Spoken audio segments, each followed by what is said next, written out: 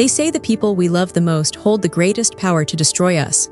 I never believed that until I met Alyssa. Back then, I was just a 26-year-old guy building a modest but steady life. I had a decent job in marketing, a small circle of loyal friends, and dreams of eventually starting my own business.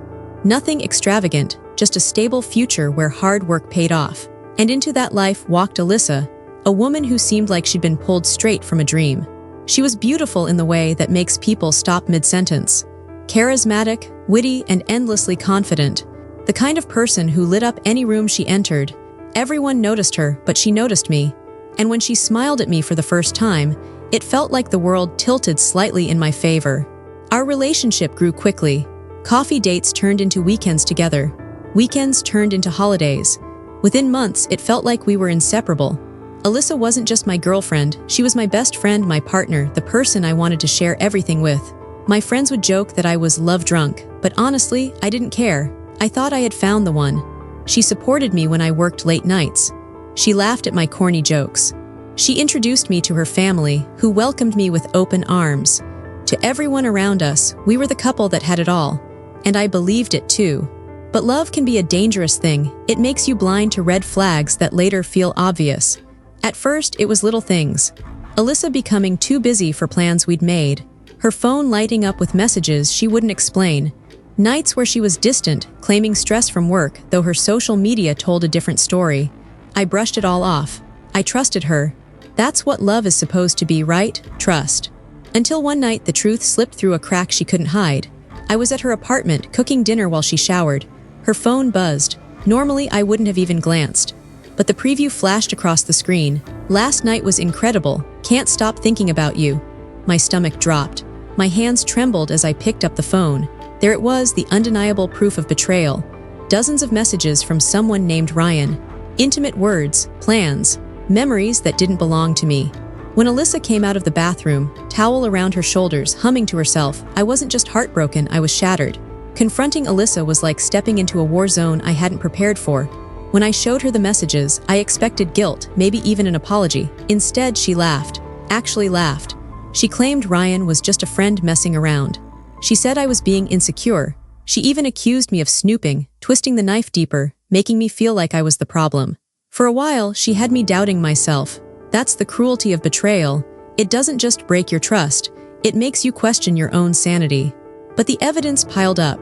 She'd cancel our plans, then post pictures of work dinners that looked a lot like date nights.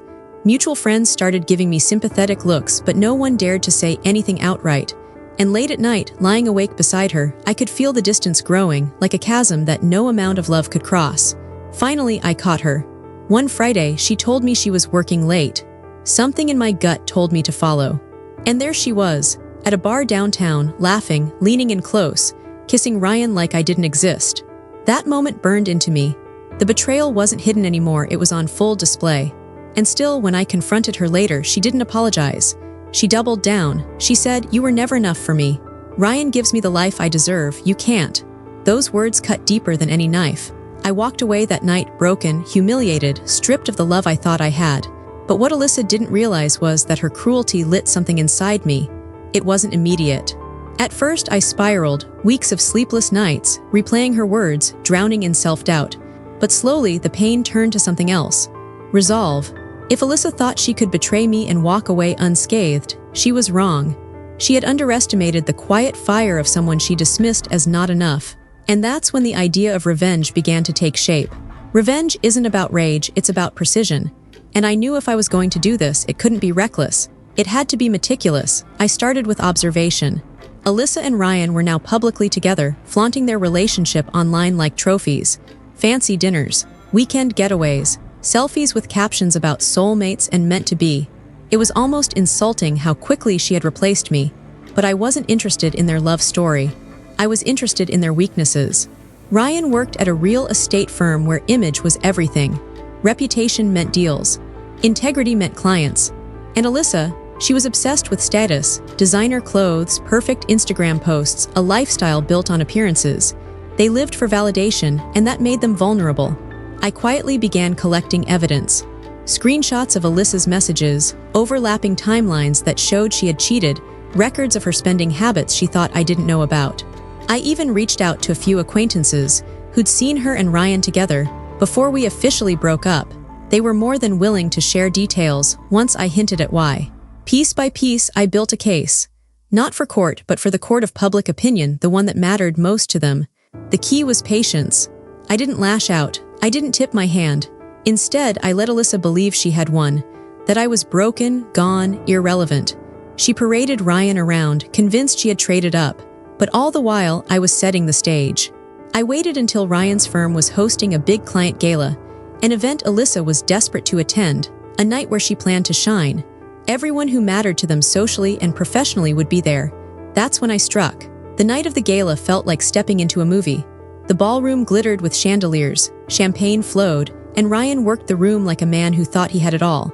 Alyssa stood beside him, glowing in a designer dress, her smile sharp as glass. And then the whispers began. One by one, people's phones buzzed. Screens lit up with the evidence I had prepared, anonymous emails, carefully timed, containing screenshots, timelines, and proof of Alyssa's betrayal.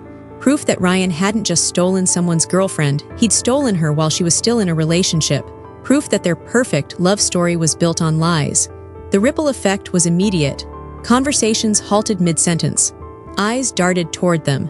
Alyssa's smile faltered as she noticed the stares. Ryan's confident laugh grew strained. He checked his phone, and I saw the moment his face drained of color. He tried to recover, making jokes, brushing it off. But the evidence was undeniable. Business partners whispered. Clients looked uneasy. Alyssa hissed something in his ear, her face twisted in panic. And me, I watched from the sidelines, not gloating, not shouting, just calm. Because this wasn't about theatrics. This was about truth. By the end of the night, Ryan's reputation was in tatters. His firm couldn't afford the scandal, clients pulled away, colleagues distanced themselves. Alyssa, once the picture of glamour, now looked desperate, her carefully curated image collapsing under the weight of reality. The best part, I never had to say a word. I let the truth speak for itself. Karma didn't just strike back, it struck publicly, decisively, and without mercy. The fallout was brutal for them. Ryan lost a major account within weeks. Word spread fast in the industry. He became that guy, the one who couldn't even manage his own personal life with integrity. Alyssa tried to hold on, but their relationship quickly soured under the pressure. By the end of the year, they had split. Alyssa reached out once.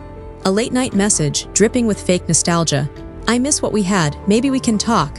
I didn't reply. What was there to say? She hadn't missed me. She missed the stability I gave her, the loyalty she threw away. Meanwhile, I began rebuilding. Slowly, but surely. I reconnected with friends I had neglected.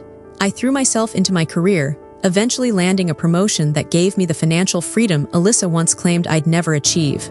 I even started dating again. Not rushing, not chasing, but open to real connections built on trust. But the biggest change wasn't external, it was internal. I realized revenge hadn't been about destroying Alyssa or Ryan. It had been about reclaiming myself, about proving that I wasn't powerless, that betrayal didn't define me, that I could take the pain they caused and turn it into strength. Looking back, I don't feel hatred anymore. Just clarity. Alyssa and Ryan taught me a hard lesson. Not everyone who says, "I love you" means it. Some people are in love with the idea of what you can give them, not who you are. And when those people betray you, you have two choices. Let it break you or let it build you. I chose the latter. So when I hear people say, karma isn't real, I smile, because I've seen it firsthand. Sometimes, karma just needs a little push. And in the end, the sweetest revenge was Alyssa's downfall or Ryan's humiliation. It was my freedom. My ability to move on, stronger, wiser, unbroken. That's why this isn't just a revenge story. It's a story about transformation. About taking betrayal and turning it into fuel. About realizing that the best kind of revenge is a life lived better. If this story made your heart race, do me a favor, smash that like button, share it with someone who needs to hear it, and hit subscribe for more unforgettable tales of betrayal, revenge, and redemption. And tell me in the comments, if you were in my shoes, would you have walked away quietly or set the record straight like I did? Because remember, betrayal isn't the end of your story. It's just the beginning of your comeback.